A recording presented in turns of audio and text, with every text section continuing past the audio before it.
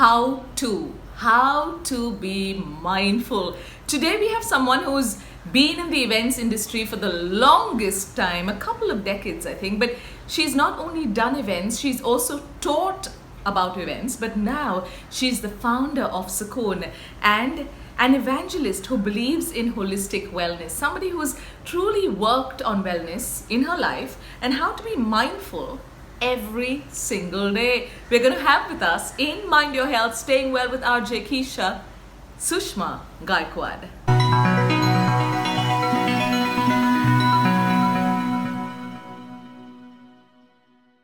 And our space today sees Sushma Gaikwad join us, somebody who's an evangelist who believes in wellness and holistic wellness. And what can we do when we're feeling cornered in life to get to a space of feeling well? Thank you so much, Keisha. I'm so excited that you're doing this. It's phenomenal. Like I was saying, we have all gone through the tunnel. Yeah. And the tunnel felt like one long, never-ending tunnel of darkness. And there is a light at the end of it. So I really believe it's not about walking through the tunnel. It's about going and emerging into the light and then becoming a torch bearer, or rather a lighthouse for the others. So I really believe that you are the lighthouse today. I know that whatever is shared in our space, Mind Your Health, it's always the tip. It's always a tool, but it's also the tip of the iceberg. And then when you practice it is when you feel and can embody it, and it becomes the whole picture and becomes real for you. But how do we get into a space of being more centered, and when everything is kind of rocking our boat, how do we create our own calm water? Excellent. So, I've had a long journey, Keisha, the journey of 15 years. And there is one word that keeps coming up, and I'm going to share that word with you, and that is mindfulness. So it comes from a philosophy. So I've learned a variety of aspects. So one of the philosophies is creative visualization. And there are a few techniques through creative visualization which are kind of merged with neuro-linguistic practice, with journey therapy, etc. And this is something that I follow, and I'm really looking forward to sharing these because these are so potent. Tip number one, mindfulness. If you take a step back from mindfulness, it is all about being aware. We all understand that. Yet, for us to be aware, we really require to understand where we are at the moment. So one of the critical, or rather most important pieces, is being aware of your thought and what you say. Why? Because word is very, very important. Why is word very important? Because there's an energy to the word, there is a vibration to the word, and we are the word. Yeah. And it's not a religious thing. It's an understanding in spirituality, as well as a variety of religious texts have talked about how we are the word. And the word was made flesh and dwelt amongst us. Aham Brahmasmi. There are a lot of aspects about the word. Question is, be mindful about what you say about yourself. There is a simple language which is called empowering language. So the first thing you do is do a little bit of introspection of what all do you say about yourself that disempowers you. Now, when you're saying it or you're thinking it, it's one and the same thing, because your thoughts really become action. So it is very important to catch that thought. So once you've written down everything, so for example, I used to say a lot of things, oh God, I'm like this only, or I can't do this so easily as other people. These are all disempowering things we say about us. Write that down so you're aware that these are the disempowering things I say, and then move from a disempowering language to an empowering language. Now, let me tell you the difference, okay? The difference between, it's not about affirmation, it's about empowerment, okay? So what is empowering? The truth is empowering. So that comes to my second point. Always be seated in the truth. So what is the truth about the language? So if I just tell you something as simple as, you know what, Keisha, I can't swim. Now tell me, is that the truth? It would be. So actually the truth is, Keisha, I have not learned to swim. Yeah. And when you make it a little bit more exciting and empowering is when you say, I have not learned to swim yet. So it moves from truth to empowerment. Yeah. So what happens is then your subconscious mind starts aligning to your truth. So I know what I want to get. I'd love to get. See these words like love, want to, I'm excited. All these empower us. So the first thing is catch your thought. When you're catching your thought, shift it to empowering. So I'm going to give you a few contexts of what are empowering words. Okay, like really quick. So we normally say the word issue. The empowering word would be challenge. So, I have an issue versus I've got a challenge. You're empowering your subconscious mind into action. Another disempowering word is I can't, I cannot, versus I've not done this yet. Another disempowering word is I tried. Very disempowering. Why? Because try comes with a presupposition of failure. Completely. Like I'm giving you a quick demo, okay? Very quick demo. So, Keisha, do you have anything like a mobile handy? Give me a demonstration of trying to take the mobile with the other hand. Try. Yeah, correct. That's what try sounds like to your subconscious mind. Now, Keisha, just take the mobile with the other hand, please. Yeah. Optionally, Keisha, give it your best shot and take the mobile with the other hand. So instead of saying try, use the word give it your best shot, got that, or I attempt. So these are words that empower you into action. So utilize language that empowers you, propels you into action. So, one, be aware of your thought.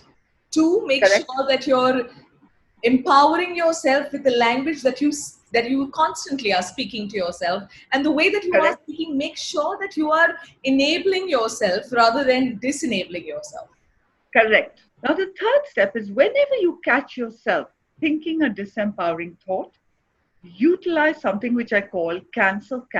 You say literally cancel out aloud. And then you replace it with your empowering thought. So, for example, if I catch myself saying, hey, you know what? I've not trekked, I don't trek. That's not the truth and it's disempowering. Instead, I will say aloud, cancel. I have not trekked yet. Got that? So cancel is one of my biggest techniques that I've utilized.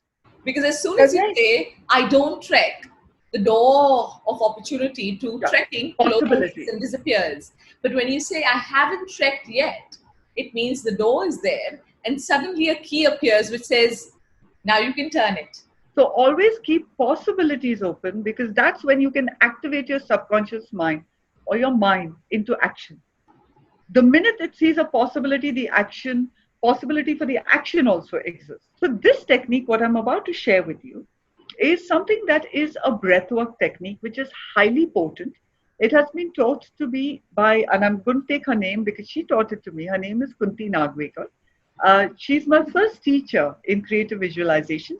She doesn't teach anymore. The breathwork is every time you feel nervousness and annoyance or irritation or something that does not serve you, to close your eyes, start visualizing all the irritation, anger, whatever you're feeling in your belly, in your solar plexus, right here, in your stomach.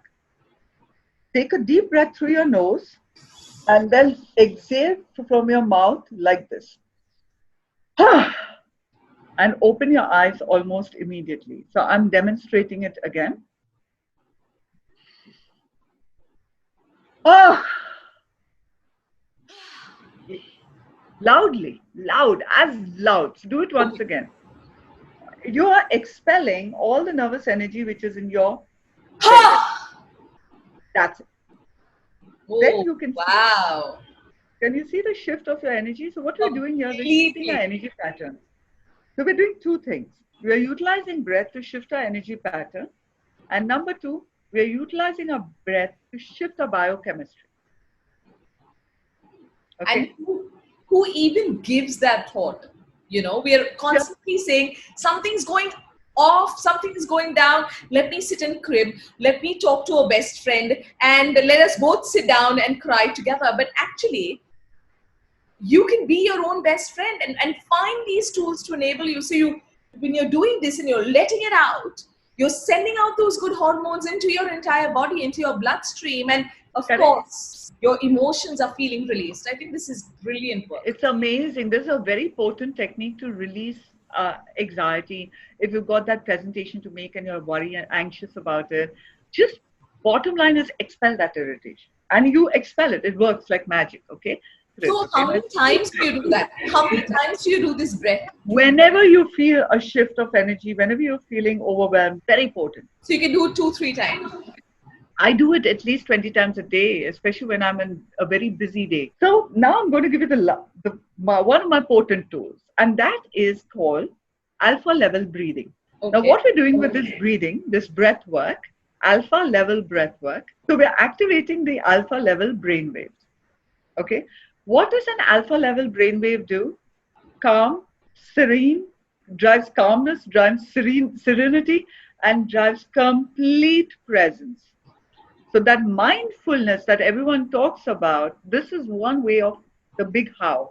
This is one way you can always practice mindfulness. Close your eyes, take a deep breath, just a deep breath, natural deep breath. Inhale through your nose and exhale. Now, take a deep breath through your nose and exhale softly through your mouth. Another deep breath through your nose and exhale softly through your mouth. Take another deep breath through your nose and exhale softly through your mouth. Once more, a deep breath through your nose and exhale softly through your mouth. One more deep breath through your nose and exhale softly through your mouth. Now breathe normally in your nose, through your nose and out of your nose. Breathe normally. Keep your attention focused on your breath and slowly open your eyes. There is this peace that has just kind of enveloped me right now. Stillness, it's present. Now, what happens is with this breath work, you're aware. Like, can you feel it? Completely. Like, you don't need words now. Alpha level breathing is the space where creativity happens. Yeah, it fosters creativity because there's so much stillness and calmness in this level that it has activated in your brain. So it is actually activated these brain waves, this kind of breathing, and it'll keep you present. So what is the process? Let me tell you. Close your eyes, you breathe normally, then you take a breath through your nose, exhale through your mouth 5 times. And then come back and breathe normally. Keep your eyes closed, breathe normally, and then slowly open your eyes. Got that? So that's the alpha level. Well, you've taken us through the very first phase in being present right now, Sushma. I think everybody who's watching today is feeling empowered, is feeling at peace, and is getting into being mindful of every single, I think right now, every single thought is seeming so clear. So you've told us the big how on how to get mindful. You're leaving us with a smile. Thank you, Sushma Gaikwad, joining us in Mind Your Health, staying well with RJ Keisha. This alpha level breath work, wow. Well, this is a challenge I'm going to give you. Take one tip, one tool every single week from one of the Mind Your Health episodes and keep at it every single day for 7 days. Have an anchor moment during the day and go ahead and reap the benefits and see how you really feel. Leave me a comment because I want to know how you're doing. And of course, share these benefits with friends and family. Like, subscribe, make sure that we know that you are watching Mind Your Health, staying well with RJ Keisha.